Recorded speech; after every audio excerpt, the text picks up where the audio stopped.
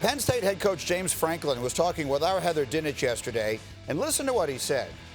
I can't imagine that right now we're all going to open at the same time. I don't see a conference, not just the Big Ten, but any conference, penalizing 80% or 75% of the schools because 25% of them can't open. To me, unless there's a level playing field and the NCAA comes out and says that no one's opening before this date to try to help with that, what you really end up doing is you end up hurting the conference.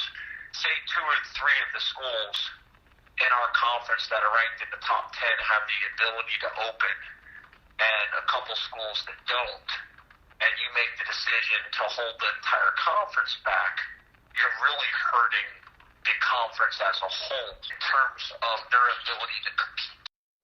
All right, so again, that's James Franklin, and Marcus is back with us, and Laura Rutledge and Desmond Howard are with us here. And Laura, I want to start with you because, I had Will Muschamp on here a little earlier, and he didn't want to go anywhere near this topic, and I feel like on the record, that's the way most coaches are handling it. So how would you describe the significance of a guy like James Franklin, a big coach at a big school, saying that out loud?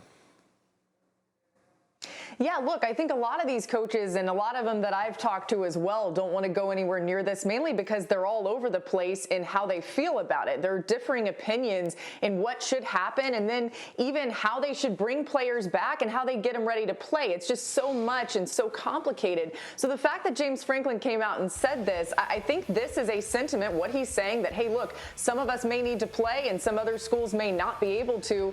That's something that's significant because it really is something that a lot of people believe in, but it's not necessarily something that people want to admit to because it does leave out some schools potentially. And more, I continue to hear a lot of these people off the record saying, yes, that may be the best option. One thing that's really important there, when it comes to revenue, I've heard some ideas about some sort of revenue sharing that could happen to at least spread out some of the wealth if some of the schools are able to play and some aren't. But to Marcus's point earlier on in the show, you're not going to see this happen if it's only a couple of schools that can play. It's got to be a couple that can't play and the majority that can. So maybe in some conferences you see 8 schools able to play, and this is just hypothetical, but who knows? I mean, it's all still so up in the air. A lot of these conferences still, I talked to one Power 5 commissioner yesterday who said, look, we still have time on our side. We've still got until about the end of this month to make some sort of decision about the summer and then, of course, the fall following that. So they feel like time is on their side,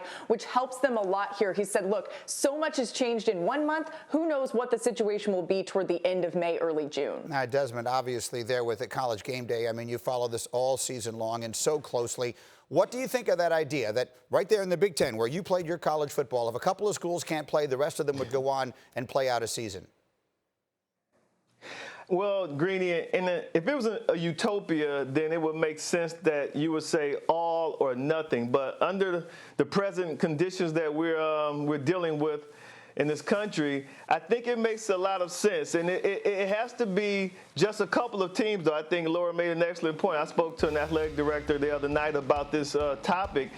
And when I watched, he said the same thing. Like, if there's 2 teams, then you don't penalize the whole conference because 2 teams can't play. Maybe they'll be able to play later in the season. You never know, because all of them are under the guidelines and restrictions of the governor of that state. So let's just say if it was the Big Ten and the governor of Michigan said that the state was closed, now you got 2 schools in the Big Ten that wouldn't be able to participate.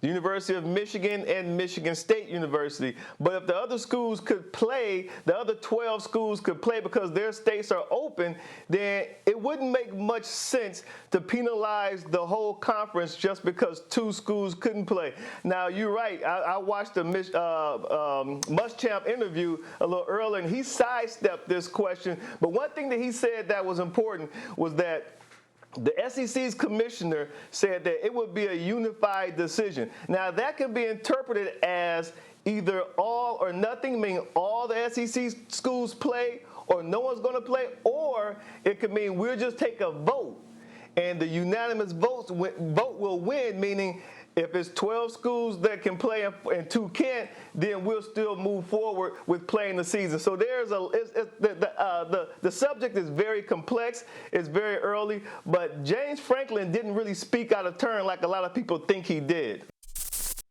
Thank you for watching ESPN on YouTube. For live streaming sports and premium content, subscribe to ESPN+.